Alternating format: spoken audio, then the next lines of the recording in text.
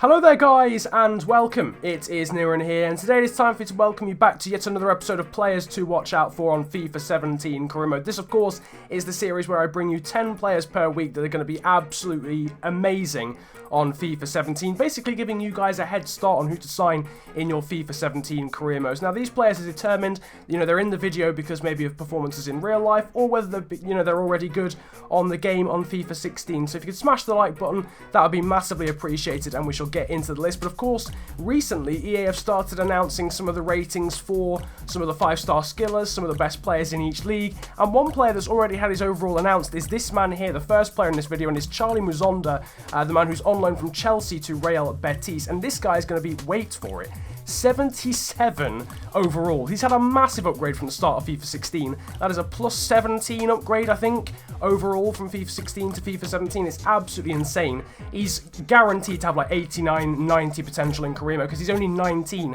And of course, that wonderful 5-star weak foot 5-star skill moves. His dribbling, agility, acceleration, balance are all going to be out of this world. He can play on both wings and as an attacking mid. Had a really good season for Real Betis over in La Liga. Really did impress for the Spanish side. And he is going to be 19 years of age and 77 overall on FIFA 17. That is just going to be absolutely OP.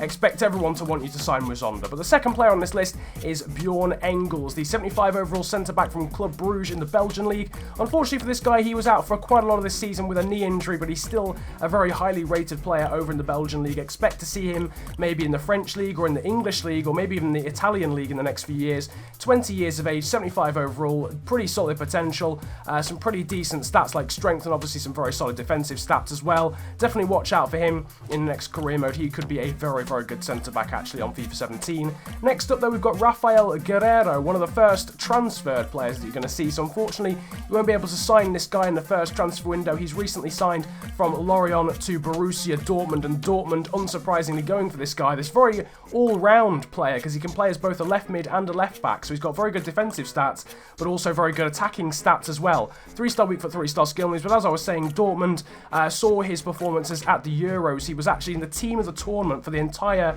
tournament, being Euro 2016. So the guys over at UEFA thought that he was the best left back in the entire tournament. Hence, he got his move from the French league over to Borussia Dortmund. A wonderful player there, being Rafael Guerreiro. Someone a little bit more under the radar. This is another one of those RTG signings potentially. This is Lebergang Theory, who for Brondby actually beat the Liverpool legend Daniel Agger to being the club's player of the season, and he got into the league's player of the tournament as well.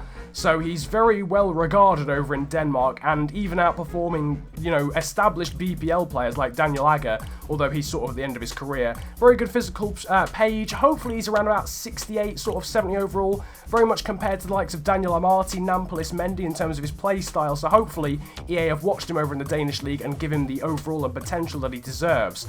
After that, we've got Ramadan Sobhi, another guy, or Sobhi, I don't actually know how you pronounce this guy's second name. Another player who's recently signed for a new team. He's just signed for Stoke from the Egyptian league. The Egyptian league, however, aren't on FIFA 16, so he's another one of those players that just gets distributed to a random club. In this instance, it's Sporting Lisbon, but he'll be at Stoke for FIFA 17. 4-star weak foot, 3-star skill moves, can play as an attacking mid, right winger, or a centre forward from Egypt. Very young as well, 81 acceleration, decent sprint speed, as well as ball control, dribbling, and short passing too. Expect him to have sort of mid-80 potential, maybe about 84 potential on FIFA 17, so he could be someone to definitely look out for. Next up, we've got another player who was at Lorient last season. This time it's Benjamin Mukanjo, the striker from Cameroon. 77 overall, very good acceleration, sprint speed, and agility. This guy very much reminds me of Vincent Aboubakar in terms of he just had a really randomly good season over in the French league. I think Aboubakar was from the French league as well.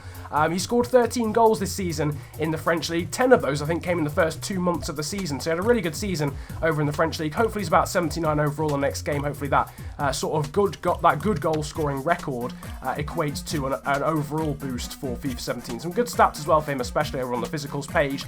Next up, we've got a criminally underrated centre-back, and if you don't really follow the BPL, you probably won't know who this guy is, but it's Jamal Lascelles from Newcastle, although of course Newcastle in the Championship, but this guy had a very, very solid season in the BPL, broke into Newcastle's first team at the age of 21, and at the age of 22, he is now the club's captain. Expect him to be at least 75 overall on the next FIFA. 69 is ridiculously low rated for him. He's been scoring goals, he's been putting in amazing defensive challenges, playing for the England under-21 team as well, so definitely watch out for him. Jamal Lascelles should have a big upgrade coming coming for him, hopefully into the mid-70s as well for FIFA 17.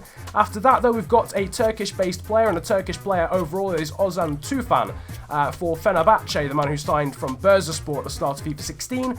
He is not signed for a new team, I don't think, for FIFA 17, so he should be okay to sign him in the first transfer window. And again, another very all-round player, 80 shot power, 82 stamina, but also decent speed, decent dribbling, and a few decent defensive stats as well, because he's a defensive midfielder, but can also play as a centre mid, a right mid, and I think he's also played as a right back, so he's hugely versatile, is Ozan Tufan. High attacking work rate as well, so definitely, or high defensive work rate. A high medium work rate, so definitely watch out for him. He should have about 85 potential on FIFA 17. After that, we've got the Lukaku Jr., or the younger Lukaku brother. It is Jordan Lukaku, who's just signed for Lazio. So again, this is another player you won't be able to sign in the first transfer window, regrettably, but of course later on in the career mode you will of course be able to get him. 85 acceleration, 87 sprint speed, 85 jumping, 83 strength, a very, very good physicals page. You can see the rest of his stats there, high attacking work rate as well, 72 overall, 20 years of age on FIFA 16. I would expect him to be about 74 or 75 though on FIFA 17. Obviously went to Belgium, went with Belgium, sorry, to the Euros and played in Euro 2016.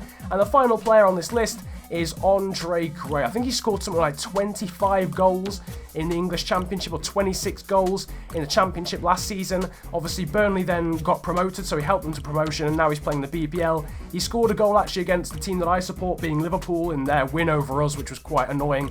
But he's a very good player. Again, expect him to be sort of mid-70s as well. Slightly older though, he'll be 25 on the next FIFA. He's got very good sprint speed and acceleration though, so expect him to be someone that's used quite a lot on Ultimate Team. High attacking work rate, 3-star weak foot, 3-star skill moves, decent shot power, 77 finishing and 79 attack position as well for the Englishman playing for Burnley now in the Barclays Premier League. But that is about it for the players in this episode. That's 10 players that should be very good on FIFA 17, and players, you know, ranking in all sorts of categories again, like the usual. You know, you've got those players who are going to be absolute wonder kids like Charlie Musonda, etc.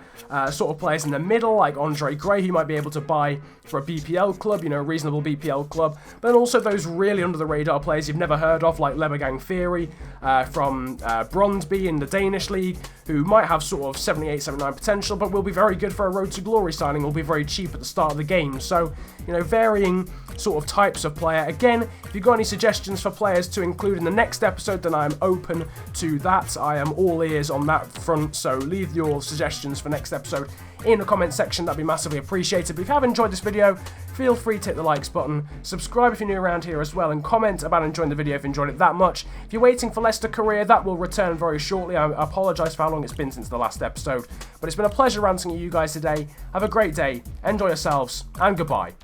Nah, that's not me. Act like a waste man, that's not me. Sex in the girl, nah, that's not me. Lips in the girl, nah, that's not me. Yeah, I used to wear Gucci, I put it all in the bin 'cause